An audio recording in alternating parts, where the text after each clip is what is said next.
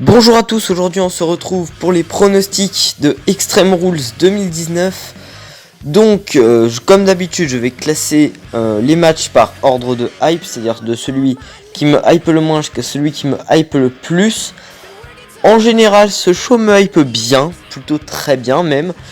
Et donc on commence tout de suite avec le match qui me hype le moins, avec un niveau de hype de 5, Alexa Bliss et Nikki Cross contre Bayley.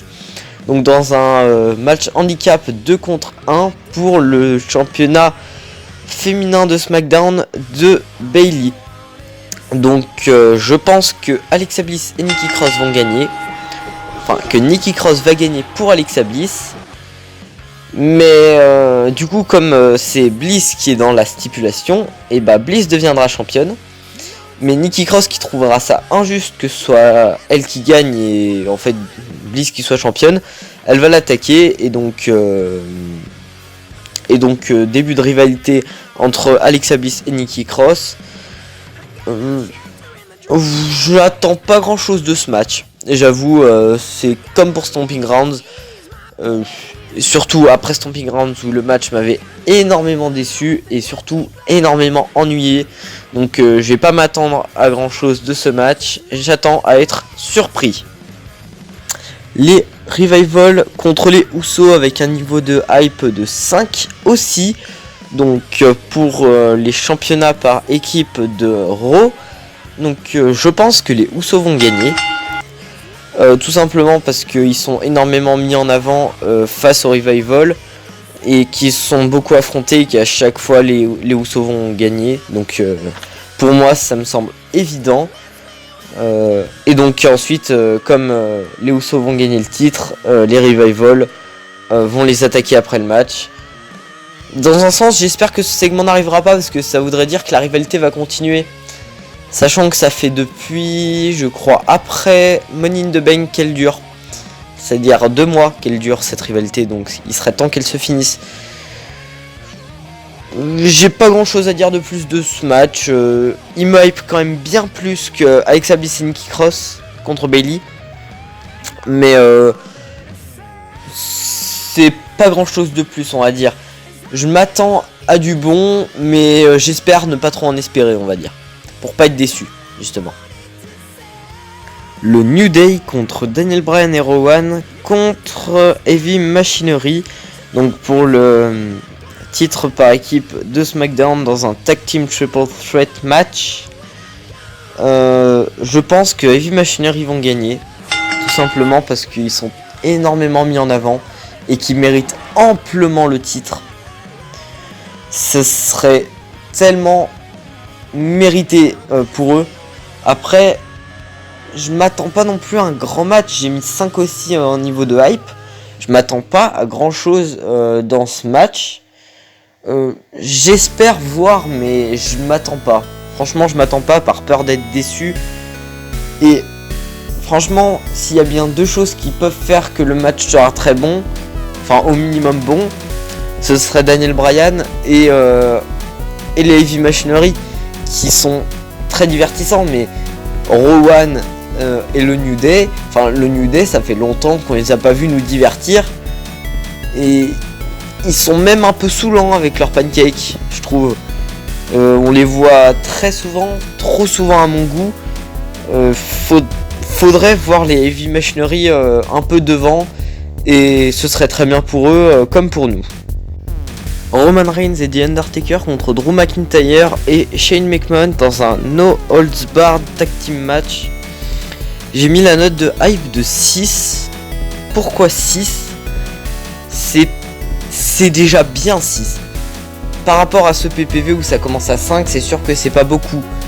Mais franchement c'est bien 6. Donc pour moi Roman Reigns et The Undertaker vont gagner. Ce qui me semble totalement logique.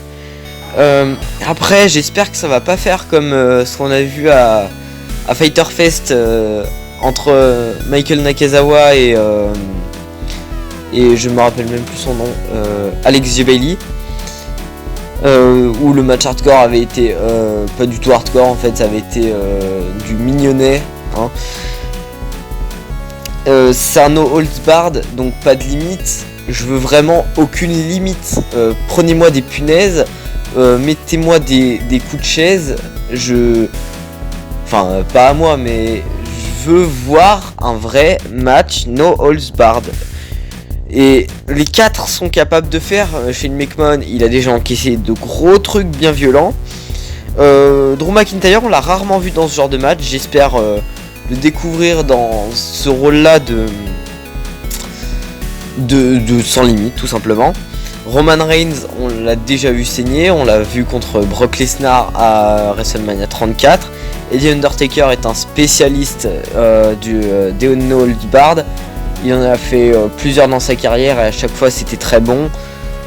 Donc ce serait sympa par contre que cette foutue rivalité s'arrête à un moment parce que ça fait longtemps qu'on en bouffe et je pense que Shane McMahon est sur le déclin. Avec la promo de Kevin Owens, je pense qu'ils vont arrêter de mettre en avant Shane McMahon en voyant que ça énerve beaucoup les fans. Donc on va dire que ce match, je vais quand même l'attendre avec impatience pour voir ce qui va se passer en fait après.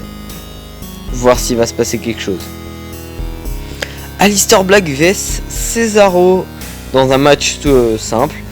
Donc je pense que Aleister Black va gagner. Il y aura... Et en fait, au moment où j'ai fait mes pronostics, j'y ai pas pensé. Mais en y repensant à un moment, je me suis dit, il va y avoir Bray Wyatt qui va sans doute être impliqué dans le match. Je le verrai bien arriver en cours de match ou après le match pour aider Aleister Black et faire une alliance entre les deux. Ce serait vraiment quelque chose d'énorme. Et ah oui, j'ai oublié de dire, j'ai mis la note de hype de 6. Mais j'aurais sans doute affiché au montage bien avant.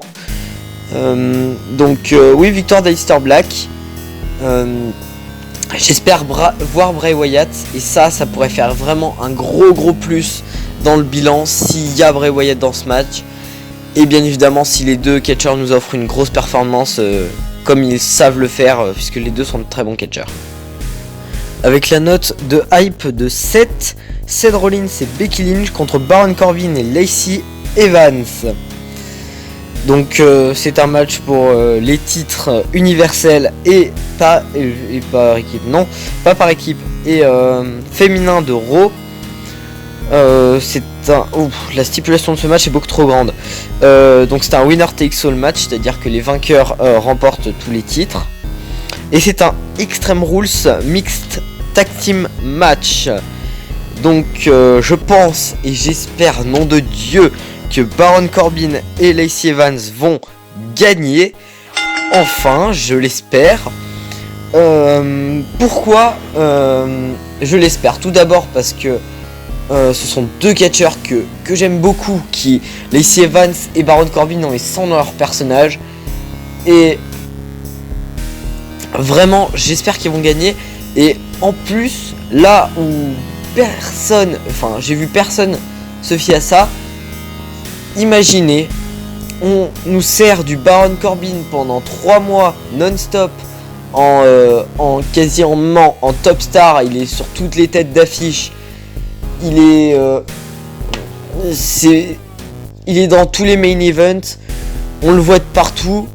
Et imaginez, pour clore la rivalité, on ne le voit pas gagner le titre. Donc ça voudrait dire qu'on aurait bouffé du Baron Corbin en main eventer pendant 3 mois pour totalement rien.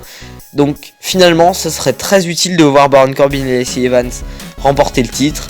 Enfin, les deux titres. Quitte à les perdre très peu de temps après. Mais voilà, les voir gagner le titre, ce serait sympa. Et ça ferait énormément évoluer le personnage de Baron Corbin, qui pourrait se vanter: je suis champion universel, j'ai battu le Beast Slayer. Braun Strowman contre Bobby Lashley avec la note de hype de 7. Donc c'est un last man standing match. Je pense que Braun Strowman va gagner et j'espère que Braun Strowman va gagner. Faut au bout d'un moment qu'il remonte dans le main event, parce que c'était depuis WrestleMania 35, il se fait détruire par le booking.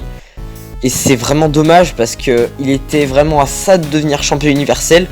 Et on l'arrête pour quelques erreurs dans la bataille royale André le Géant. Et c'est dommage. C'est dommage pour lui. C'est dommage pour les fans de Braun Strowman. Après, oui, il a oublié des segments, mais ça peut arriver à tout le monde. Surtout avant un WrestleMania qui est quand même le plus gros show de l'année, je comprends qu'il est plus stressé.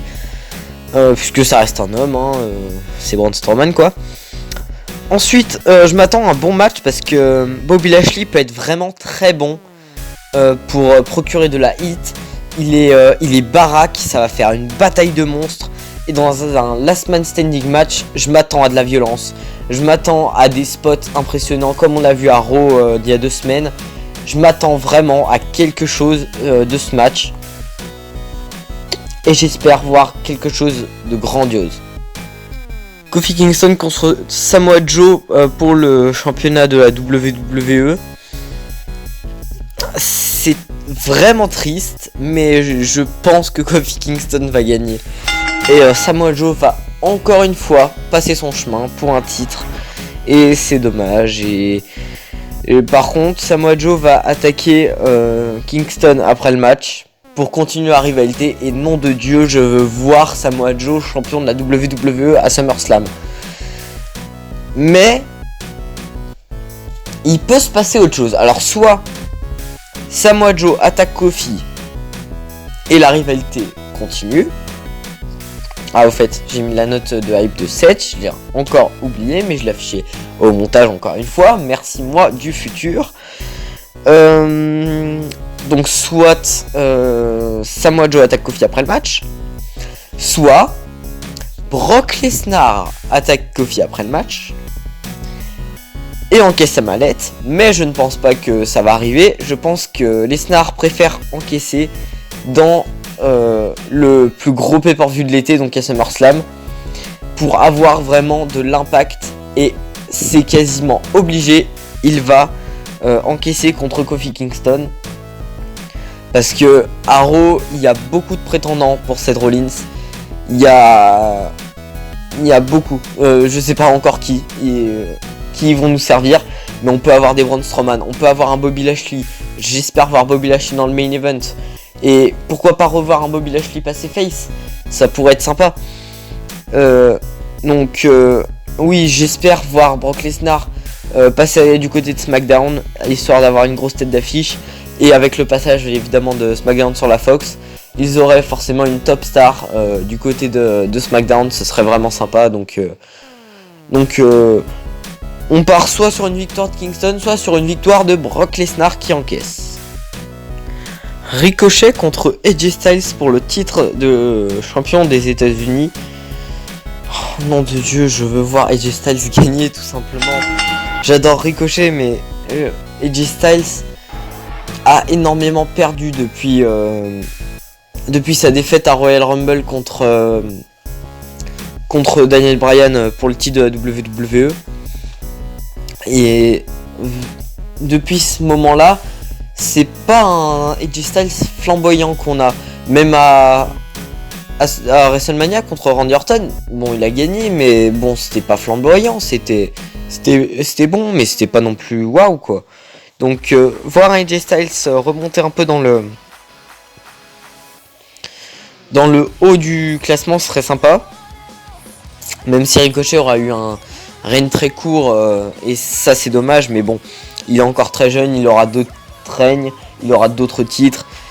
Faut lui laisser le temps aussi de bien s'installer. Il peut pas tout de suite faire des règnes de 3, 4, 5 mois. AJ Styles pas le mériterait plus, mais presque. Et puis forcément avec son retour avec le club, ce serait, et son heel turn surtout, ça pourrait vraiment être sympa. Et puis un champion il est toujours beaucoup plus intéressant qu'un champion face. Sans doute pour ça que je veux voir Baron Corbin champion et Seth Rollins perdre le titre. Même si j'adore Seth Rollins évidemment, mais on n'est pas sur ce match là. J'ai mis la note de hype de 8, ce qui est vraiment très bon, puisque la note maximale de hype est de 10. Donc victoire de AJ Styles. Je leur donnerais bien 20 minutes aux deux, ça pourrait être sympa. Et pas de segment de fin de match. Je vois AJ Styles partir avec le titre, Ricochet rester au milieu du ring étendu, et puis voilà, ça pourrait être sympa et j'attends ce match avec impatience. Le match qui me hype le plus, c'est Drew Gulak contre Tony Nese avec un 8 pour le titre Cruiserweight. C'est triste. C'est triste parce que ça va être dans le kick-off, parce que la WWE en a rien à foutre des Cruiserweight. Et pourtant c'est le match qui hype le plus tout le monde et qui est à chaque fois le meilleur match du show. On l'a vu à Stomping Grounds, on a eu un match grandiose. Là on va encore avoir un match splendide, enfin je l'espère. Mais mettez-le pas dans le kick-off s'il vous plaît. Mettez-le en opener, à la limite mettez-le en opener. Et mettez... je sais pas... je sais même pas quel match mettre dans le kick-off. Aleister Black contre Cesaro dans le kick-off. Ouais, il y a encore... Ouais, mais je sais même pas quel match on pourrait mettre dans le kick-off. Ce serait... Chaque match mérite d'être dans le show principal. À la limite, ne mettez pas de match dans le kick-off. Ouais, ça ce serait le mieux. Ouais, donc... Drew Gulak reste champion. Tony Nese passe son chemin. C'est un mauvais champion. C'est un très bon catcher, mais un mauvais champion. Drew Gulak continue son règne.